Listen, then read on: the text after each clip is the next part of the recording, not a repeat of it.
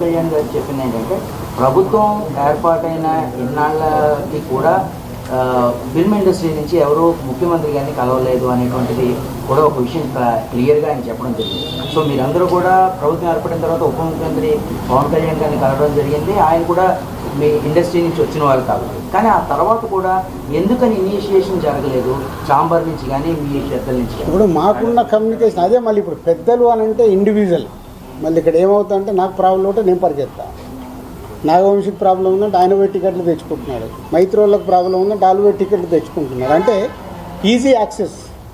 నా ప్రాబ్లం కదా ఇది, నేనే వెళ్ళాలి కదా అని ఇండస్ట్రీ తరఫున డ్రైవ్ చేసి తీసుకెళ్లాల్సింది ఓన్లీ ఛాంబర్ ఆర్ ఇప్పుడు ఆర్టిస్టుల సైడ్ అంటే మూవీ ఆర్టిస్ట్ అసోసియేషన్. ఛాంబర్ ద్వారా అడిగితే 2 సార్లు మేము కలవడం జరిగింది. ఎఫ్డీసీ ద్వారా అడిగాము అపాయింట్మెంట్, మాకు ఇంకా అపాయింట్మెంట్ రాలేదనేది వాళ్ళ దగ్గరికి వెళ్ళి వచ్చింది.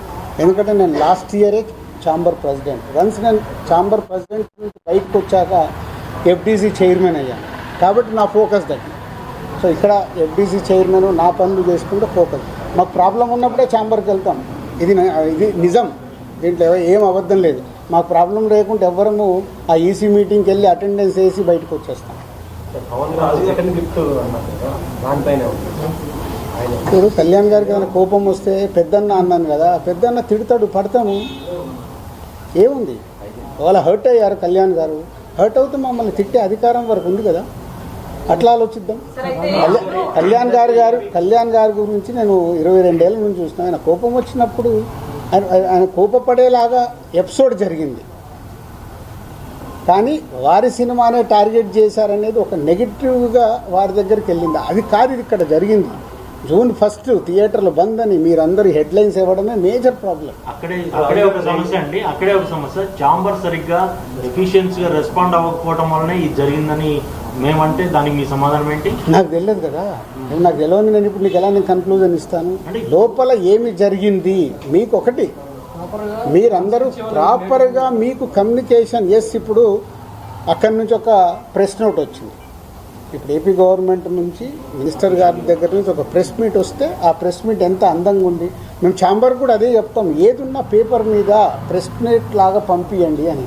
అక్కడ ఉండే 20-25 మంది బయటకు వచ్చి ఎవరికో తెలిసిన వాళ్ళకు ఒక న్యూస్ కమ్యూనికేట్ చేస్తారు. లోపల ఏం జరిగింది తెలుసా ఇది అని, అది హైలైట్ అవుతుంది. వెనకాల జరిగిన స్టోరీ లేకుండా ఓన్లీ క్లైమాక్స్ చెప్తేలా సినిమా అర్థం కాదు కదా. ఓన్లీ క్లైమాక్స్ ఒకటి వింటే సినిమా అంతా చూస్తే కదా. నేను అందుకే లోపల ఉన్నాను కాబట్టి చెప్తున్నాను. ఇది చెప్పడానికే ఈరోజు నేను ప్రెస్ మీట్ పెట్టింది. లోపల ఏం జరిగింది, ఈ ఎపిసోడ్ ఎలా స్టార్ట్ అయ్యింది, ఎవరి దాలు భుజాలు తడుముకుంటున్నారు, నాకెందుకు థియేటర్లు బంద్ లేదు అని ఛాంబర్ వెంటనే ప్రతిస్పందించిన ఇంతవరకు నేను అదే కదా చెప్తా ముందు. అంటే అక్కడ ఎగ్జిబిటర్స్ ఒకలాగా ఉన్నారు, ప్రొడ్యూసర్స్ ఒకలాగా ఉన్నారు, డిస్ట్రిబ్యూటర్స్ ఒకలాగా ఉన్నారు. ఛాంబర్ ఏం చూస్తుంది, ఛాంబర్కి అక్కడ లెటర్లో క్లియర్గా ఉంది కమ్యూనికేషన్ ఈజ్ ఇంపార్టెంట్. వాళ్ళు చేసుంటే ఇవి చర్చలు జరుగుతున్నాయి, చర్చలు ఫలించకుంటే ఇది అండర్లైన్, చర్చలు ఫలించకుంటే వాళ్ళు థియేటర్లు మూసుకుంటాం అంటున్నారు. ఇది ఎక్కడుంది? June 1 థియేటర్లు బంద్, June 1 థియేటర్లు బంద్, June 1 ఇదే. రెండు డౌట్స్ అండి. ఇండస్ట్రీలో మాట్లాడుకుని 2 క్వశ్చన్లు అడుగుతాను, మీరు మీకు ఇబ్బంది రాకపోతే ఉపయోగపడేది ఉంటే అడగండి, కాంట్రవర్షియల్ పాయింట్స్ అడగకండి. ఏంటంటే సెక్టార్ చైర్మన్ రాంప్రసాద్ గారి చేత మీటింగ్ పెట్టించింది దిల్ రాజు